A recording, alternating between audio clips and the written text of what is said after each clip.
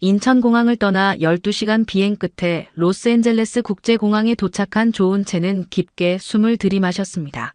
미국에서의 유학 생활을 마치고 한국으로 돌아가기 전 잠시 경유지에서 머물 예정이었죠.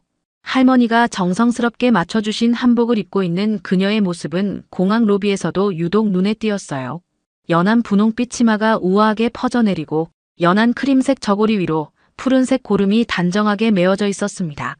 할머니는 이 한복을 지어주시며 우리 은채가 어디를 가든 당당하게 우리 것을 입고 다니길 바란다고 말씀하셨죠. 그 말씀이 가슴 깊이 새겨져 있던 은채는 오늘도 자랑스럽게 한복을 입고 공항에 나타났습니다. 퍼스트 클래스 탑승권을 손에 쥔 채 입국 심사대로 향하던 은채의 발걸음이 멈춰섰어요. 금발의 입국 심사관이 그녀를 위아래로 훑어보더니 비웃음을 띤 표정을 지었습니다. 이 티켓 정말 내 거야? 퍼스트 클래스라고. 심사관의 목소리에는 명백한 조롱이 섞여 있었어요. 한복 입은 애가 퍼스트 클래스를 탄다고. 은채는 당황했지만 차분하게 대답했습니다. 네, 제 티켓이 맞습니다. 하지만 심사관은 티켓을 몇 번이고 뒤적이며 동료들을 불러 모았습니다. 이거 봐. 동양 애가 퍼스트 클래스 티켓을 들고 왔어. 뭔가 이상하지 않아? 주변에 있던 다른 승객들의 시선이 은채에게 집중되기 시작했어요. 수군거리는 소리들이 들려왔죠. 저런 옷 입고 퍼스트 클래스라니. 뭔가 수상해 보이는데. 심사관은 결국 은채를 별도 조사실로 안내했습니다. 죄송하지만 추가 확인이 필요해요. 이쪽으로 따라오세요. 은채의 얼굴이 붉어졌지만 그녀는 고개를 들고 당당하게 걸어갔습니다. 할머니의 말씀을 떠올리며 마음을 다잡았죠.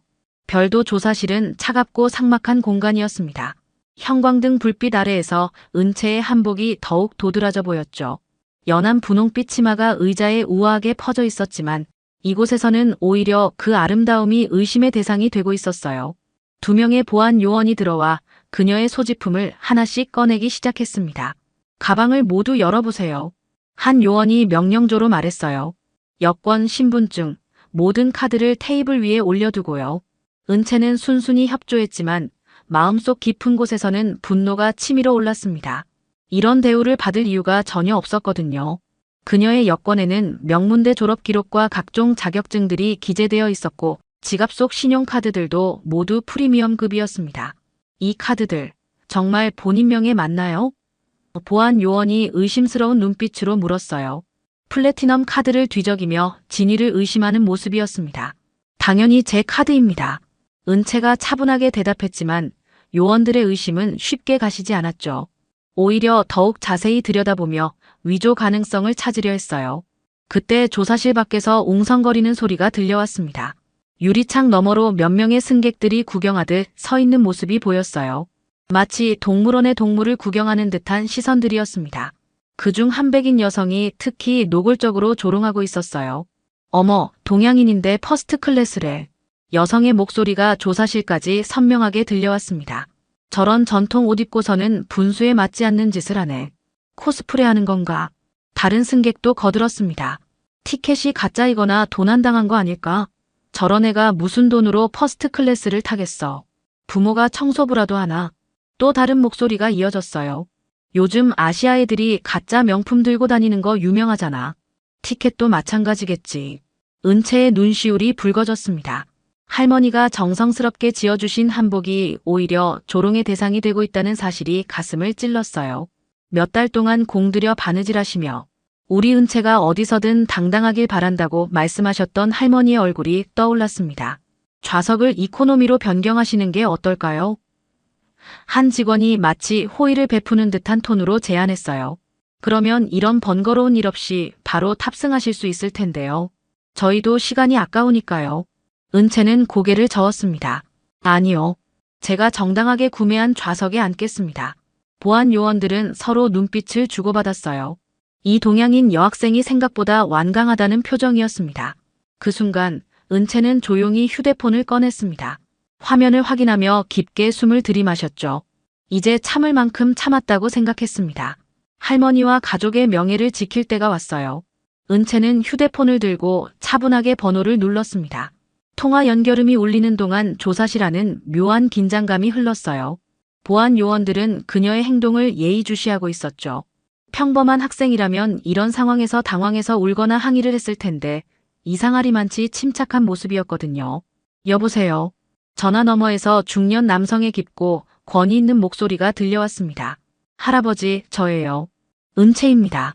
은채의 목소리는 여전히 차분했지만 그 안에는 억눌린 분노가 배어 있었어요. 또 그런 일이야? 목소리에는 걱정과 분노가 동시에 섞여 있었습니다. 마치 이런 일이 처음이 아니라는 듯한 반응이었죠. 은채는 짧지만 정확하게 상황을 설명했습니다. 로스앤젤레스 국제공항에서 한복을 입었다는 이유로 차별을 받고 있어요. 퍼스트 클래스 티켓이 가짜라며 별도 조사를 받고 있고 다른 승객들까지 저를 조롱하고 있습니다. 그 공항 이름이 뭐라고 했지? 로스앤젤레스 국제공항입니다. 알겠다. 정확히 3분만 기다려라. 할아버지의 목소리는 차가웠고 단호했어요. 통화가 끊어지자 조사실 안은 다시 정적에 휩싸였습니다. 보안 요원들은 서로 눈빛을 주고받으며 무언가 이상하다는 표정을 지었어요. 한 요원이 동료에게 속삭였습니다. 저애 뭔가 평범하지 않은 것 같은데. 그러게. 이런 상황에서 저렇게 침착할 리가 없어. 은채는 한복 치마를 정갈하게 펼치며 의자에 앉았습니다. 할머니가 이 한복을 지어주실 때의 이야기를 떠올렸어요. 우리 전통은 부끄러워할 것이 아니라 자랑스러워해야 할 것이란다. 어디를 가든 당당하게 우리 것을 입고 다녀라. 할머니의 말씀이 마음속에 선명하게 울렸죠. 시계를 보니 정확히 2분이 지났습니다. 은채는 손목시계를 다시 확인했어요. 할아버지는 약속을 어기는 분이 아니었거든요. 정확히 3분 후 공항 전체에 비상경보음이 울려 퍼졌습니다. 활주로를 향해 이동하던 여러 항공기들이 일제히 회항 지시를 받았어요. 관제탑에서는 긴급 상황 발생을 알리는 방송이 반복해서 흘러나왔습니다. 모든 항공기는 즉시 게이트로 복귀하시기 바랍니다. 레벨 1 긴급 상황이 발생했습니다. 반복합니다. 모든 항공기는 즉시 게이트로 복귀하십시오. 조사실 밖이 갑자기 아수라장이 되었어요. 승객들은 무슨 일인지 몰라 당황하며 웅성거렸고 공항 직원들은 급하게 뛰어다니기 시작했습니다. 방금 전까지 은채를 조롱하던 승객들도 상황이 심상치 않다는 것을 느끼고 있었어요. 무슨 일이지? 테러라도 일어난 건가? 보안 요원 중 한 명이 동료에게 물었어요. VIP 관련 긴급 사태라는 얘기가 들리는데 다른 요원이 무전기를 통해 들은 정보를 전했습니다. 그때 조사실 문이 벌컥 열리며 정장을 완벽하게 차려입은 중년 남성이 성큼 들어왔습니다. 그의 손에는 번쩍이는 배지가 들려 있었어요. 미국 국토안보부 특수 요원 배지였습니다. 지금 당장 이분을 풀어드려. 남성의 목소리는 권위와 분노로 가득 차 있었습니다. VIP를 모욕했다고. 이 공항 전체가 국제소송에 휘말리고 싶은 거냐? 보안 요원들의 얼굴이 순식간에 하얗게 질렸습니다. 국토안보부 특수요원의 등장과 함께 조사실 분위기가 일변했습니다. 방금 전까지 은채를 의심하던 보안 요원들은 당황한 채 서로를 바라보며 상황을 파악하려 했어요. 특수요원은 배지를 높이 들어 보이며 다시 한번 외쳤습니다. 이분이 누구신지 알고 그런 짓을 한 거냐? 그의 목소리는 공항 복도까지 울려 퍼졌어요. 조은채 양은 세계 최대 로펌 회장의 손녀이자 UN 인권자문단 특별 자격을 보유한 인물이다.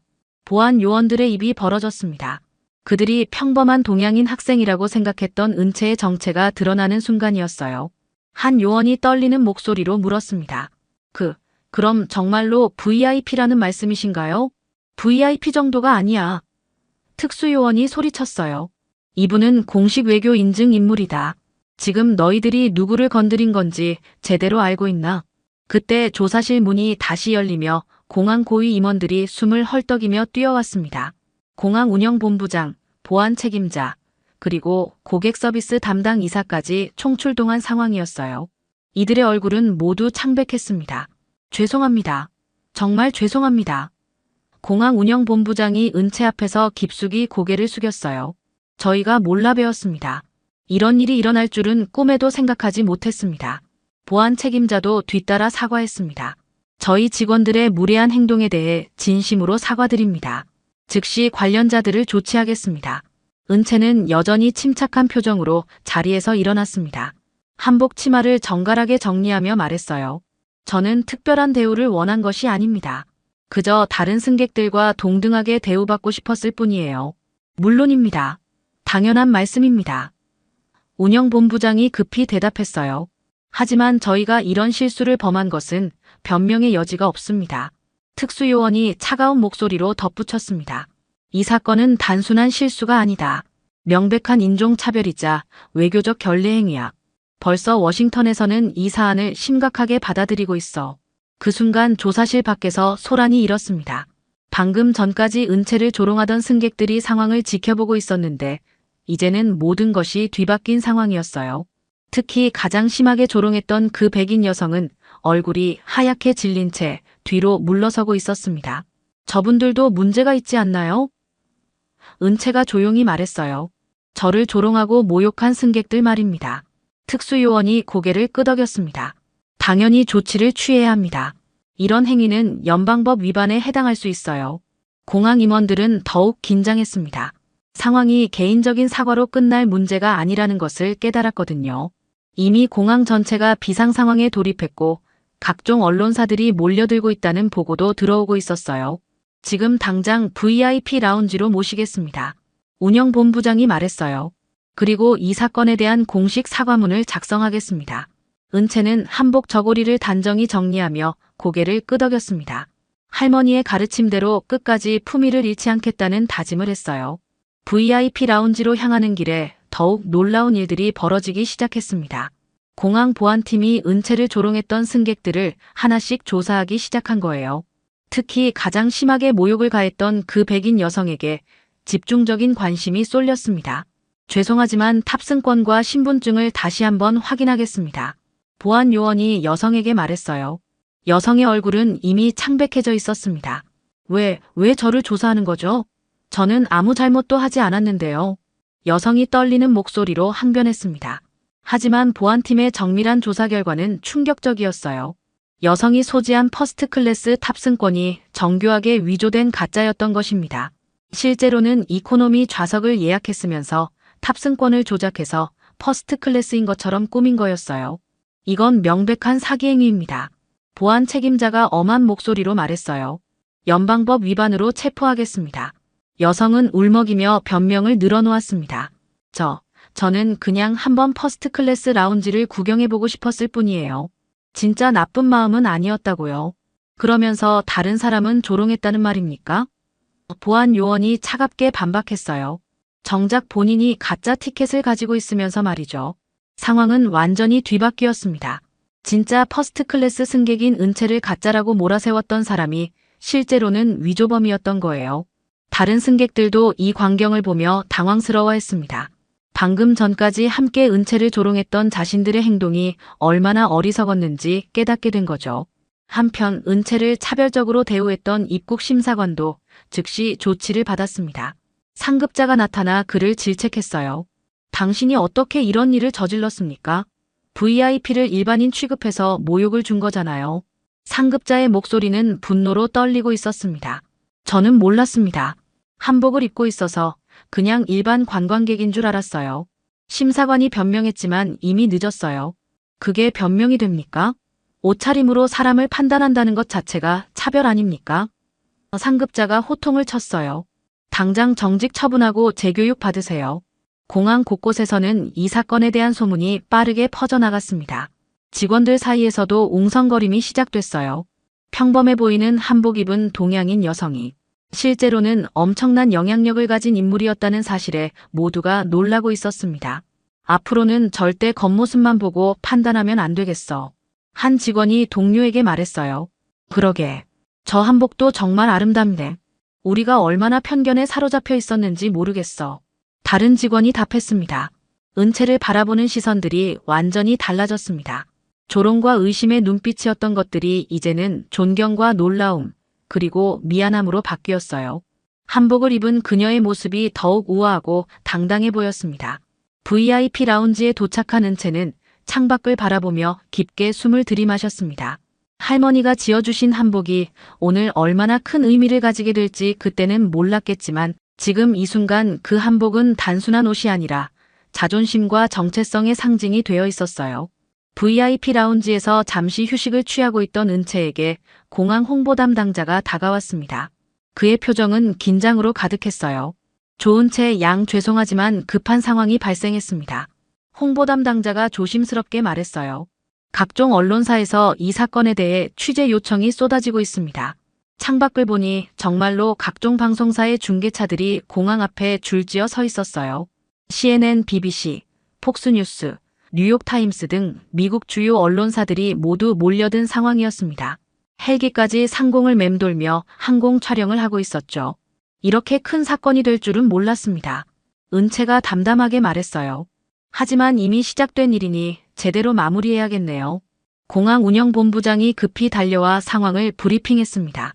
지금 백악관에서도 이 사건에 대해 공식 입장을 문의해오고 있습니다. 국무부에서는 외교적 결례에 대한 우려를 표명했고요. 그 정도까지 된 건가요? 은채가 놀란 표정을 지었어요. 네, 한국 대사관에서도 연락이 왔습니다. 이 사건이 양국 관계에 미칠 영향을 걱정하고 있어요. 운영본부장이 심각한 표정으로 답했습니다. 은채는 잠시 생각에 잠겼습니다. 단순히 개인적인 모욕을 당한 것으로 시작된 일이 국제적인 사안으로 번지고 있었어요. 하지만 이것이 바로 변화의 계기가 될 수 있다고 생각했습니다. 인터뷰를 하겠습니다. 은채가 결심을 밝혔어요. 하지만 조건이 있어요. 저 혼자만의 문제가 아니라는 점을 분명히 하고 싶습니다. 30분 후 공항 내 기자회견장에 각국 기자들이 몰려들었습니다. 플래시가 터지는 가운데 은채가 단상에 올랐어요. 연한 분홍빛 한복 치마가 조명 아래에서 아름답게 빛났습니다. CNN 기자가 첫 번째 질문을 던졌습니다. 오늘 겪으신 차별에 대해 어떻게 생각하시나요? 은채는 차분하면서도 명확하게 답했습니다. 이건 저 하나의 문제가 아닙니다. 한복을 입은 동양인이 아니라 존엄한 사람으로 대우받고 싶었을 뿐입니다. BBC 기자가 이어서 물었어요. 이 사건이 미국 사회에 주는 메시지는 무엇이라고 보시나요? 외모나 옷차림, 인종으로 사람을 판단하는 것이 얼마나 위험한지 보여주는 사례라고 생각해요. 은채의 목소리는 단호했습니다. 저는 오늘 제 정체성과 배경이 알려져서 사과를 받았지만 그런 배경이 없는 평범한 사람들은 어떻게 될까요? 뉴욕타임스 기자가 손을 들었습니다. 한복을 입고 다니시는 특별한 이유가 있나요? 은채의 눈에 잠시 눈물이 맺혔어요. 할머니가 지어주신 한복입니다. 할머니는 항상 말씀하셨어요. 우리 것을 부끄러워하지 말고 당당하게 입고 다니라고요. 오늘 그 말씀의 의미를 더욱 깊이 깨달았습니다. 폭스뉴스 기자가 질문했습니다. 앞으로도 계속 한복을 입고 다니실 건가요? 물론입니다. 은채가 미소를 지으며 답했어요. 오늘 일로 더욱 확신하게 되었어요. 우리의 전통과 문화는 숨겨야 할 것이 아니라 자랑스럽게 보여줘야 할 것이라는 걸요. 기자회견이 끝나자 전 세계로 이 소식이 타전되기 시작했습니다. 소셜미디어에서는 해시태그 한복 차별 금지가 트렌드에 오르며 전 세계 네티즌들의 지지가 쏟아졌어요. 기자회견이 끝난 후 불과 몇 시간 만에 전 세계가 들썩였습니다. 소셜미디어에서는 은채의 인터뷰 영상이 수백만 번 재생되며 화제가 되었어요. 각국 정부와 인권단체들도 이 사건에 대해 공식 입장을 발표하기 시작했습니다. 로스앤젤레스 국제공항 대표이사가 긴급히 소집된 임원진과 함께 은채가 머물고 있는 VIP 라운지로 찾아왔어요. 그의 얼굴은 지친 기색이 역력했습니다. 조은채 양, 이번 사건에 대해 공항을 대표해서 공식적으로 사과드립니다. 대표이사가 깊숙이 고개를 숙이며 말했어요. 저희의 무지와 편견으로 인해 상처를 드려서 정말 죄송합니다. 은채는 차분하게 그의 말을 들었습니다. 사과는 감사하게 받겠어요. 하지만 더 중요한 것은 앞으로 이런 일이 재발하지 않도록 하는 것이겠죠. 물론입니다. 대표이사가 고개를 끄덕였어요.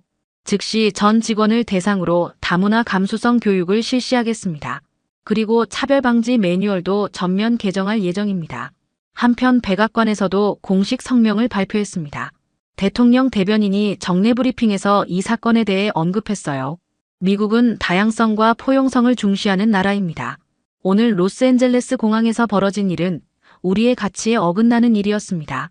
해당 기관에서는 즉각적인 개선 조치를 취하고 있으며 정부 차원에서도 이런 일이 재발하지 않도록 노력하겠습니다. 미국 대사관에서도 한국 정부의 공식 사과문을 전달했어요. 대사는 직접 서울의 외교부를 방문해서 유감의 뜻을 표했습니다. 이번 사건은 개인의 실수를 넘어서 우리 사회가 가진 편견의 문제를 드러낸 사안입니다. 양국의 우호관계에 걸림돌이 되지 않도록 최선을 다해 해결하겠습니다. 은채의 이야기는 계속해서 전 세계로 퍼져나갔어요. 특히 아시아계 커뮤니티에서는 큰 반향을 일으켰습니다. 수많은 사람들이 자신들도 비슷한 차별을 경험했다며 용기를 내어 목소리를 높이기 시작했거든요. 하버드 대학교 아시아계 학생회에서는 전통 의복의 날을 선포했습니다. 학생들이 각자의 전통 의복을 입고 캠퍼스를 걸으며 문화의 다양성을 알리는 행사였어요. 이 움직임은 다른 대학들로도 빠르게 확산되었습니다. 뉴욕의 한 패션 브랜드에서는 은채에게 한복 디자인 콜라보레이션을 제안했어요. 전통과 현대를 아우르는 새로운 한복 라인을 만들고 싶다는 것이 그들의 설명이었습니다. 유엔 인권이사회에서도 이 사건을 주목했어요. 사무총장이 연설에서 이 사건을 언급하며 문화적 다양성 존중의 중요성을 강조했습니다. 은채는 라운지에서 이 모든 소식을 지켜보며 감회가 새로웠어요. 할머니에게 전화를 걸어 오늘 있었던 일을 자세히 설명드렸습니다. 할머니, 오늘 정말 많은 일이 있었어요. 하지만 할머니가 지어주신 한복 덕분에 제가 누구인지 잊지 않을 수 있었어요. 전화 너머 할머니의 목소리는 자랑스러움으로 가득했어요. 우리 은채가 참 잘했구나. 그 한복이 단순한 옷이 아니라 우리의 정신이고 자부심이라는 것을 보여준 거야. 네, 할머니. 앞으로도 계속 입고 다닐게요. 더욱 당당하게요. 은채는 창밖을 바라보며 마지막으로 말했습니다. 사과는 받겠습니다. 하지만 제 할머니가 지어주신 이 한복 앞으로도 계속 입고 다닐 겁니다. 이제 더는 누구도 우리의 전통을 부끄러워하지 않았으면 좋겠어요. 사건이 일어난 지 6개월이 지났습니다. 은채는 뉴욕 맨해튼에 위치한 세계 최대 국제인권 로펌에서 수습 변호사로 활동하고 있었어요. 할머니가 지어주신 그 한복은 여전히 그녀의 옷장에서 가장 소중한 자리를 차지하고 있었습니다. 오늘도 은채는 한복을 입고 법원에 출근했어요. 이제는 아무도 그녀를 이상하게 바라보지 않았습니다. 오히려 아름다운 전통 의상이네요 라는 찬사를 받곤 했죠. 로스앤젤레스 공항 사건 이후 미국 사회 전반의 아시아 문화에 대한 인식이 크게 개선되었거든요. 은채 씨, 오늘 특별한 소식이 있어요. 동료 변호사가 흥미진진한 표정으로 다가왔어요. 한국 외교부에서 연락이 왔는데 당신을 문화 홍보대사로 위촉하고 싶다고 하네요. 정말요? 은채가 놀란 표정을 지었습니다. 네, 그리고 유엔에서도 문화 다양성 증진 캠페인의 공식 모델로 참여해 달라는 요청이 왔어요. 동료가 서류를 건네며 말했어요. 점심시간에 은채는 한국 외교부 담당자와 화상회의를 가졌습니다. 화면 속 담당자는 반갑게 인사했어요. 조은채 변호사님, 로스앤젤레스 사건 이후 한복과 한국 문화에 대한 전 세계의 관심이 폭발적으로 증가했습니다. 한복 수출량이 전년 대비 300% 증가했고 한국 문화 체험 프로그램 신청자도 급증했어요. 그렇게 큰 변화가 있었나요? 은채가 신기했습니다. 네, 특히 미국과 유럽에서 한복 체험 프로그램이 인기를 끌고 있어요. 할리우드 스타들도 한복을 입고 레드카펫에 등장하는 경우가 늘어났고요. 담당자가 자료를 보여주며 설명했어요. 저 때문에 이런 변화가 일어났다니 믿기지 않네요. 당신의 용기 있는 행동이 세상을 바꾼 거예요. 그래서 저희가 공식적으로 문화 홍보대사를 제안드리는 겁니다. 그날 오후 은채는 할머니에게 전화를 드렸어요. 할머니는 80이 넘은 나이에도 목소리가 또렷했습니다. 할머니, 큰 소식이 있어요. 제가 한국 문화 홍보대사가 될 것 같아요. 어머, 우리 은채가 정말 자랑스럽구나. 할머니의 목소리에는 기쁨이 가득했어요. 모든 게 할머니가 지어주신 한복 덕분이에요. 그때 만약 다른 옷을 입고 있었다면 이런 일은 일어나지 않았을 거예요. 은채야, 한복은 그냥 옷이 아니란다. 우리 조상들의 지혜와 아름다움이 담긴 문화유산이지. 내가 그것을 세상에 알려준 거야. 며칠 후 타임스퀘어 대형 전광판에 특별한 광고가 올라왔습니다. 한복을 입은 은채의 모습과 함께 차별은 멈춰야 한다. 우리의 전통은 우리의 자부심이다라는 문구가 선명하게 떠올랐어요. 이 광고는 전 세계 주요 도시의 랜드마크에도 동시에 게시되었습니다. 런던의 피카딜리 서커스, 도쿄의 시부야 교차점, 파리의 샹젤리제 거리까지 은채의 메시지가 전파되었어요. 유엔 본부에서 열린 문화 다양성의 날 행사에서 은채는 기조연설을 했습니다. 각국 대표들과 시민사회 지도자들이 참석한 가운데 그녀는 그날과 똑같은 한복을 입고 연단에 올랐어요. 여러분, 저는 오늘도 할머니가 지어주신 한복을 입고 이 자리에 섰습니다. 은채의 목소리는 자신감으로 가득했어요. 이 한복이 저에게 가르쳐준 것은 우리의 정체성을 부끄러워하지 말라는 것이었습니다. 박수가 터져 나왔습니다. 연설이 끝난 후 수많은 사람들이 은채에게 다가와 감사의 인사를 전했어요. 당신 덕분에 제 딸도 자신의 전통 의상을 자랑스럽게 입게 되었어요. 인도계 여성이 말했습니다. 우리 아들이 학교에서 한복에 대해 발표를 했는데 모든 친구들이 한국 문화에 관심을 가지게 되었어요. 독일인 아버지가 고마워했습니다.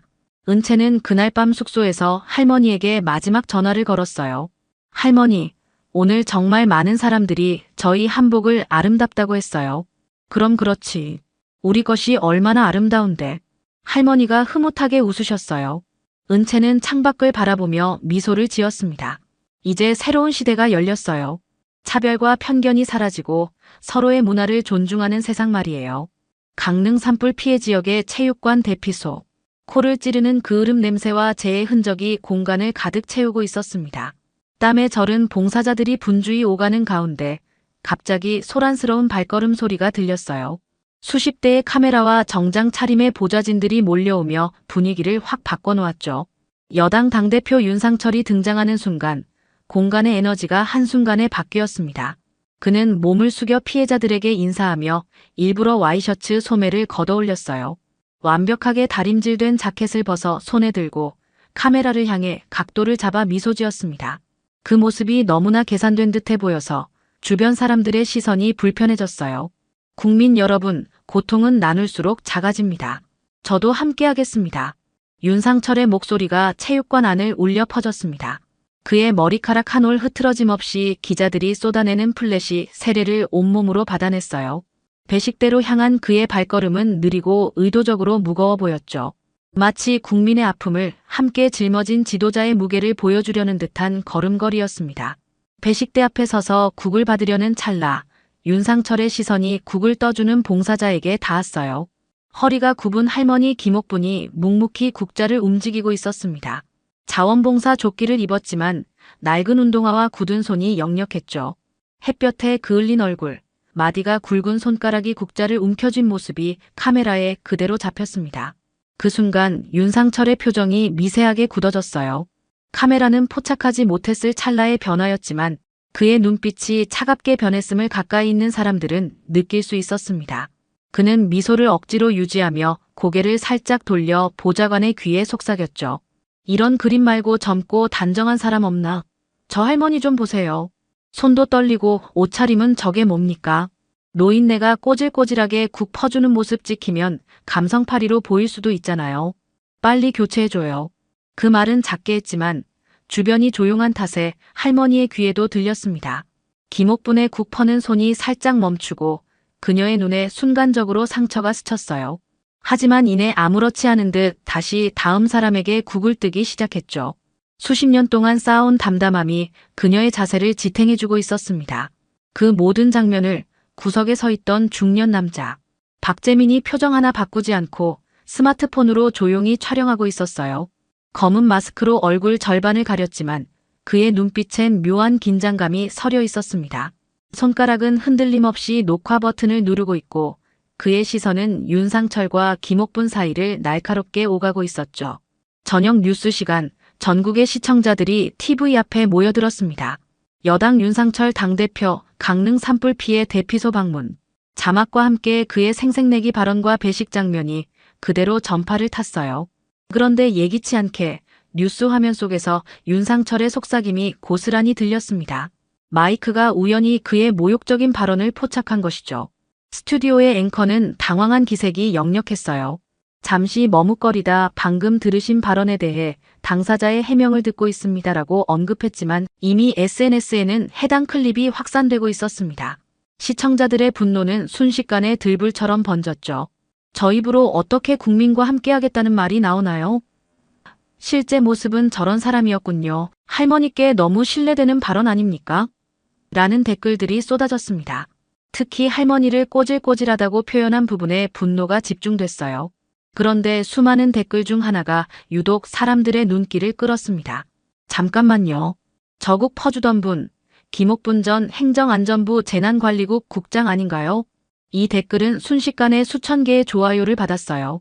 댓글 작성자는 이어서 과거 뉴스 캡처와 보고서, 사진을 올렸습니다. 이게 바로 그분이 작성했던 동해안 산불 리스크 보고서입니다. 그리고 이 보고서가 묵살된 후 김옥분 국장이 갑자기 물러났던 사건 기억하시나요? 사람들은 충격을 받았습니다. 과거 행정부의 고위 공직자였던 사람이 지금은 자원봉사자로 국을 퍼주고 있었던 것이죠. 그것도 그녀가 경고했던 바로 그 지역의 산불 피해 현장에서요. 이 아이러니한 상황이 시청자들의 마음을 더욱 울렸습니다. 윤상철이 당시 관련 상임이었던 것 같은데 그분 보고서 내용이 맞았다는 건가요? 예견된 재난이었다니 라는 의문과 분노가 섞인 댓글이 이어졌어요. SNS에는 곧 해시태그 김옥분 전 국장과 예견된 산불이 트렌드에 올랐습니다. 사람들은 김옥분의 과거 행적과 보고서 내용을 찾아보기 시작했죠. 한 유튜버는 실시간으로 관련 자료를 찾는 방송을 시작했고 시청자 수가 기하급수적으로 늘어났습니다. 윤상철 측은 황급히 사과문을 발표했어요. 현장의 긴장된 분위기에서 나온 부적절한 발언이었습니다. 김옥분 할머니께 진심으로 사과드립니다. 하지만 이미 대중의 시선은 김옥분과 그녀의 과거로 향하고 있었죠. 한 시사 프로그램 PD는 긴급히 제작 회의를 소집했습니다. 김옥분 전 국장을 찾아라. 그분의 이야기를 들어봐야겠다. 여러 매체가 그녀의 행방을 수소문하기 시작했지만 김옥분은 이미 다른 대피소로 자리를 옮겨 묵묵히 봉사를 계속하고 있었어요. 김옥분의 과거가 세상에 드러나기 시작했습니다. 10년 전 그녀는 행정안전부 재난관리국 국장으로 동해안 산불 고위험 지역 분석 보고서를 주도했어요.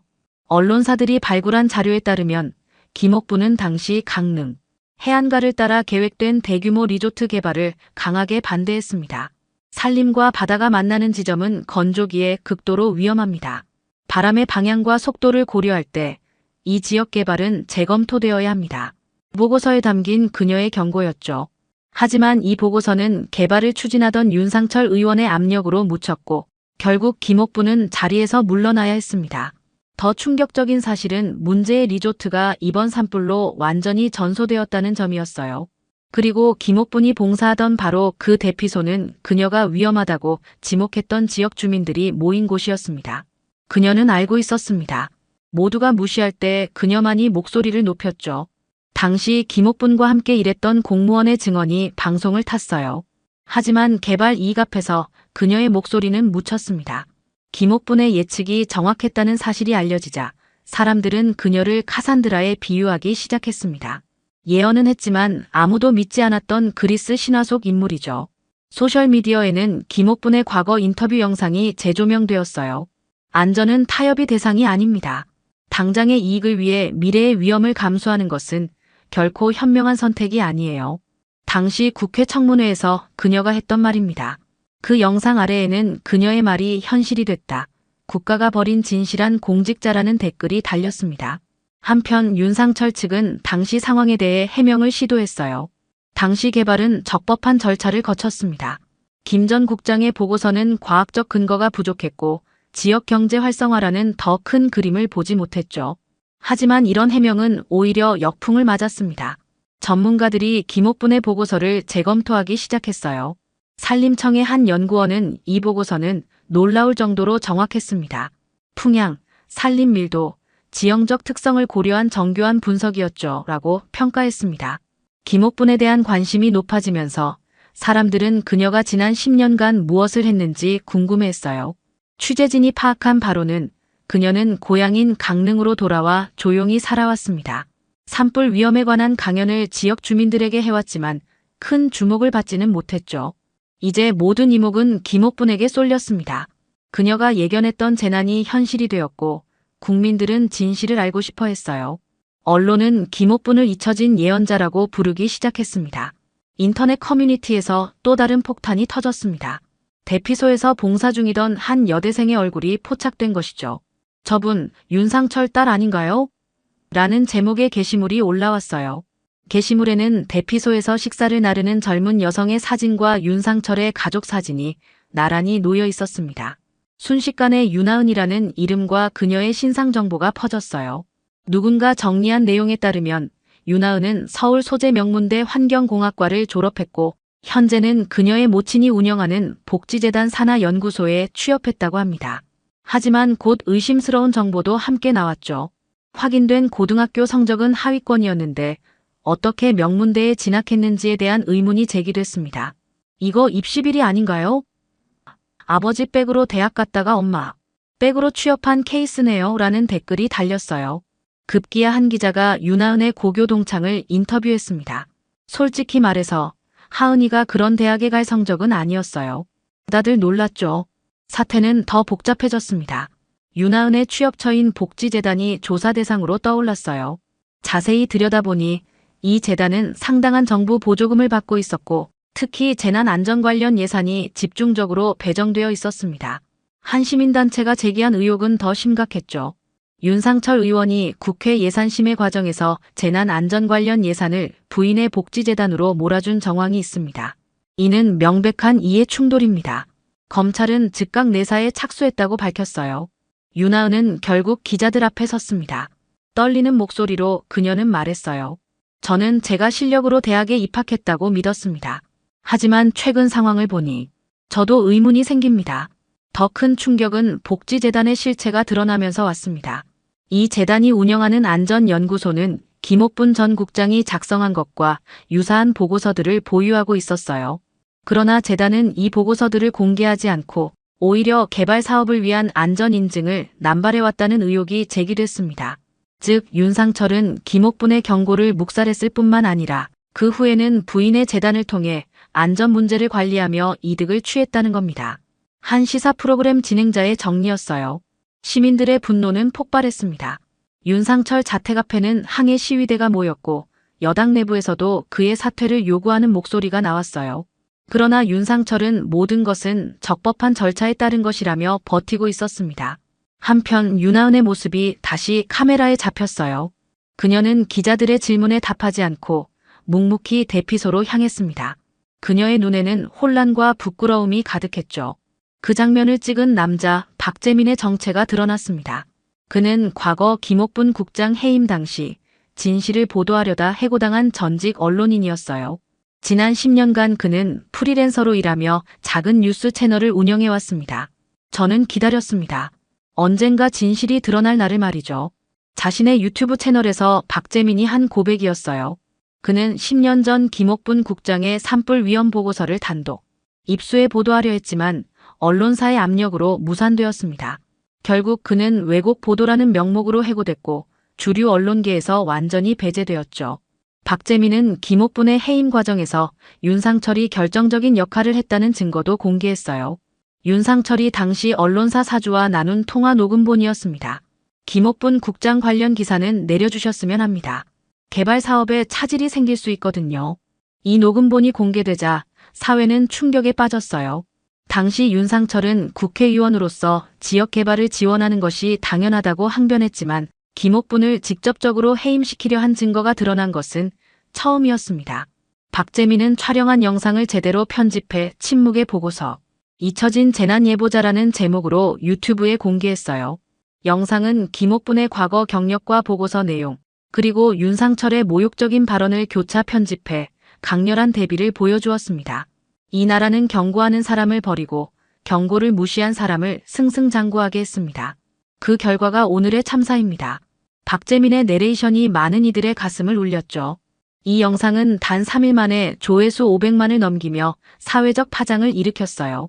주요 언론사들도 더 이상 이 사안을 외면할 수 없게 되었습니다. 10년 전 묻혔던 보도가 다시 수면 위로 떠오른 것이죠. 박재민은 여러 방송 프로그램에 출연 요청을 받았지만 대부분 거절했어요. 저는 더 이상 주목받는 기자가 되고 싶지 않습니다.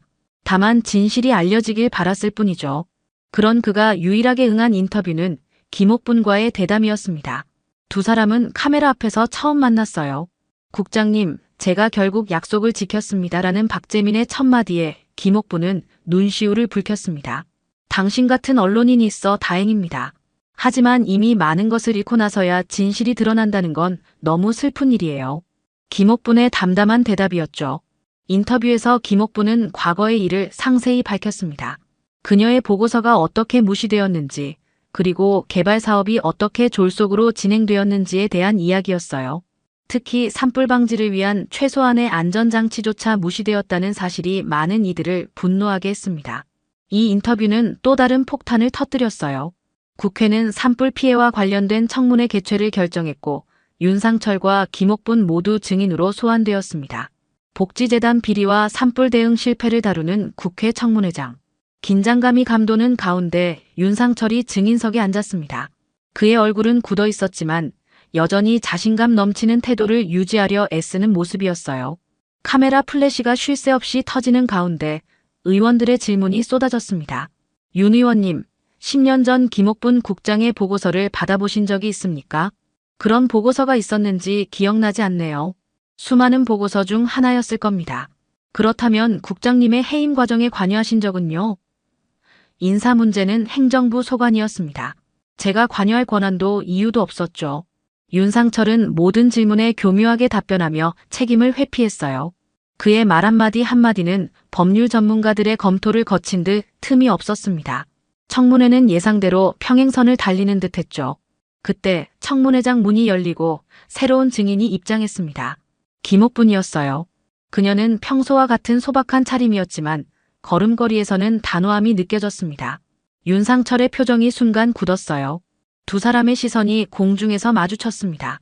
김옥분이 증인석에 앉자 장내가 숙연해졌어요. 그녀는 차분한 목소리로 말하기 시작했습니다. 저는 10년 전 바로 이곳 국회에서도 증언했습니다. 동해안 산불 위험에 관한 경고였죠. 하지만 아무도 귀담아 듣지 않았어요. 그녀의 증언은 명확했습니다. 보고서가 어떻게 작성되었고 어떤 과학적 근거를 담고 있었는지 그리고 왜 무시되었는지를 차분히 설명했어요. 청문회장은 그녀의 말 한마디 한마디에 집중했습니다. 결정적인 순간 김옥분은 가방에서 한 장의 문서를 꺼냈어요. 낡은 서류 한 장이었습니다. 이게 제가 남긴 산불 대응 매뉴얼입니다. 당신 책상 위에도 있었죠. 단 한 번도 안 펴보셨지만요. 그녀는 문서를 들어보이며 윤상철을 직접 응시했습니다. 청문회장은 완전한 침묵에 빠졌어요. 카메라 플래시만이 번쩍이고 기자들의 손이 분주히 움직였습니다. 윤상철은 당황한 기색이 역력했어요. 그런 문서를 직접 받은 기억이 없습니다. 아마도 비서실을 통해 제가 직접 전달했습니다. 김옥분이 단호하게 말을 끊었어요. 회의 끝나고 복도에서 마주쳤을 때 손수 드렸죠. 당신은 검토해보겠다고 말씀하셨습니다.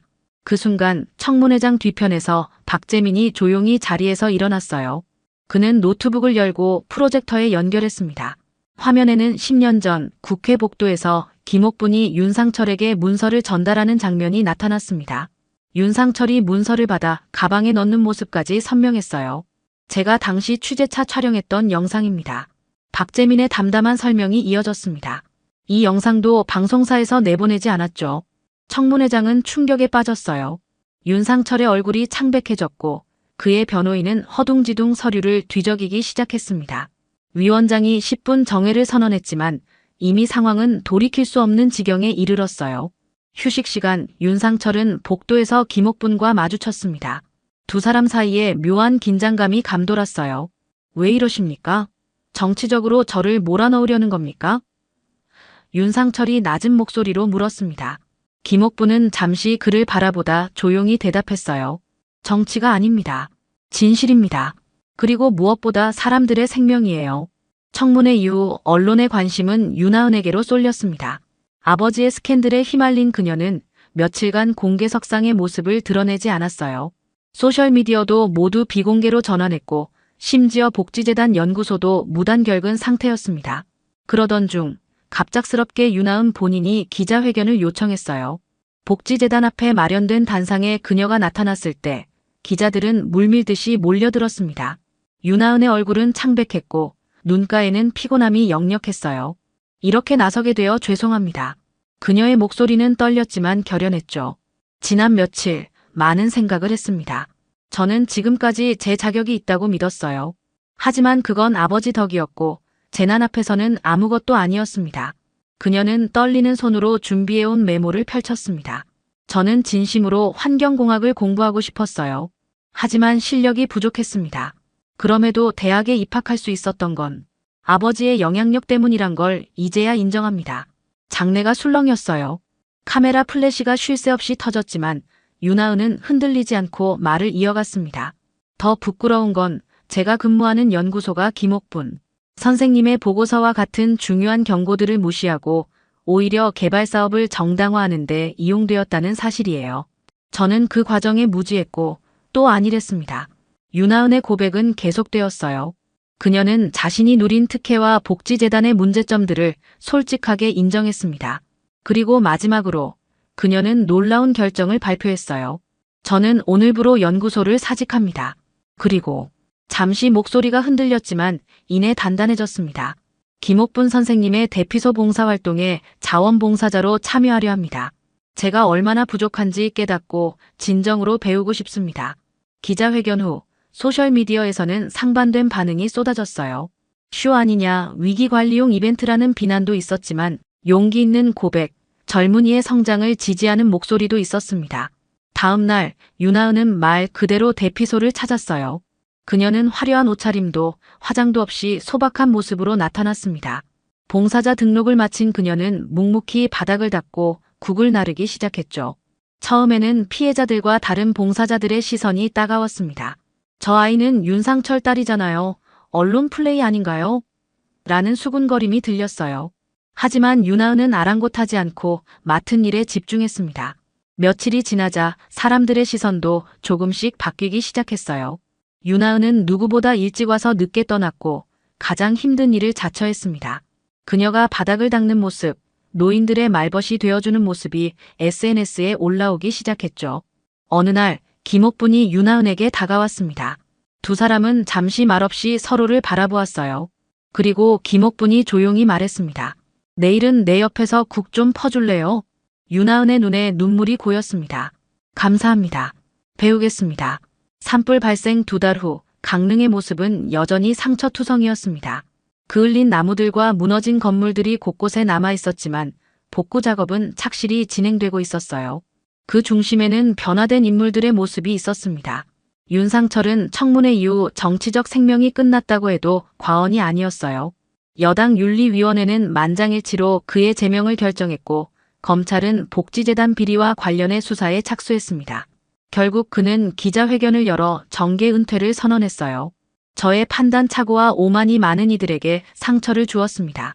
모든 책임을 지고 물러납니다. 짧은 발표 후 그는 어떤 질문도 받지 않고 자리를 떠났죠. 이후 윤상철은 해외로 출국했다는 소식만 전해졌습니다. 반면 박재민은 주류 언론으로부터 복귀 제안을 여러 받았어요. 대형 방송사들이 그의 취재 능력과 끈기를 높이 평가했습니다. 하지만 그는 모든 제안을 고사했어요. 이제는 저만의 목소리를 내고 싶습니다. 더 이상 누구에게도 검열받지 않겠어요. 박재민은 자신의 뉴스 채널을 계속 운영하며 시민들과 직접 소통하는 길을 택했습니다. 그의 구독자 수는 100만 명을 넘어섰고 침묵의 보고서 시리즈는 다양한 사회 문제를 파헤치는 대표 콘텐츠가 되었죠. 김옥분에게는 새로운 변화가 찾아왔습니다. 그녀는 여전히 대피소에서 봉사활동을 이어갔지만 이제는 많은 사람들이 그녀를 알아보고 존경을 표했어요. 강릉시는 그녀를 산불 대응 시민자문관으로 공식 위촉했고 그녀의 목소리는 재난 대응 정책에 실질적인 영향을 미치기 시작했습니다. 10년 전 무시당했던 매뉴얼이 이제 정책이 되는 것을 보니 감회가 새롭네요. 김옥분은 인터뷰에서 담담히 말했어요. 하지만 이것이 끝이 아닙니다. 우리는 앞으로도 자연의 경고에 겸허하게 귀 기울여야 합니다. 가장 극적인 변화는 윤하은에게서 나타났어요. 그녀는 처음 약속했던 대로 대피소 봉사를 꾸준히 이어갔고 마침내 주변의 인정을 받기 시작했습니다. 더 놀라운 것은 그녀가 다시 공부를 시작했다는 점이었죠. 저는 기초부터 다시 배우고 있어요. 이번에는 제 실력으로, 제 노력으로요. 윤하은은 지역대학 환경공학과 야간 수업을 듣기 시작했습니다. 낮에는 봉사활동을, 밤에는 공부를 이어가는 그녀의 모습에 점차 지지하는 목소리가 늘어났어요. 강릉의 한 작은 대피소는 이제 복구자원봉사센터로 바뀌었습니다. 마지막 장면, 석양이 비치는 센터의 배식대. 김옥분이 여전히 국을 퍼주고 있었어요. 그리고 그 옆에는 고개 숙이고 함께 국을 푸는 윤하은의 모습이 있었습니다. 이제 좀 익숙해졌나요? 김옥분이 조용히 물었어요. 아직 많이 부족해요. 하지만 배우고 있습니다. 윤하은의 대답이었죠. 괜찮아요. 중요한 건 진심이니까. 김옥분이 미소 지었습니다. 햇살이 두 사람 위로 따스하게 내리쬐고 텅 빈 철제 식판 위로 따뜻한 국이 담겼습니다. 재난은 끝났지만 그 상처는 오래 남을 것입니다. 그러나 진실과 성찰, 그리고 화해의 흔적도 함께 남겨졌어요. 김옥분의 손과 유나은의 손이 국자를 들고 함께 움직이는 모습은 아픔 속에서도 희망을 찾아가는 우리 사회의 작은 초상화처럼 보였습니다.